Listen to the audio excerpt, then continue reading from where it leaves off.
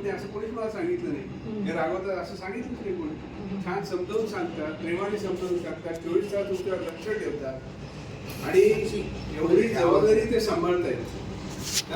तर यांना तुम्ही तुमच्याकडनं काही सहाय्य मिळावं म्हणजे स्वच्छता राखली, त्यांना बाकीची अपेक्षा नाही, पण तुमच्याकडून त्यांना छान प्रगती व्हावी, अभ्यासामध्ये प्रगती व्हावी असं त्यांना वाटतं. तुम्ही तुमच्या छान पुढे शिकून बाहेरच्या जगामध्ये छान उठता आलं पाहिजे तुम्हाला, अशीच तयारी ते करतात. तर त्यांना तुमच्याकडनं सहाय्य मिळालं पाहिजे. ओके.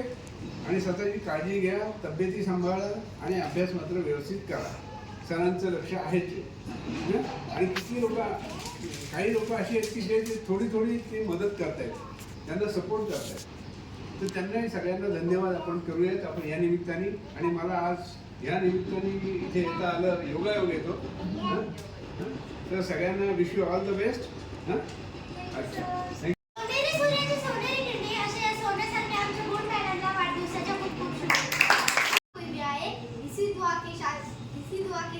जन्मदिन की शुभकामनाएं, जन्मदिन की शुभकामनाएं. मॅडमला वाढदिवसाच्या खूप खूप शुभेच्छा. त्यांना अनंत अनंत असं शुभेच्छा. त्यांना उदंड व निरोगी आयुष्य लाभो ही मी ईश्वरचरणी प्रार्थना करते.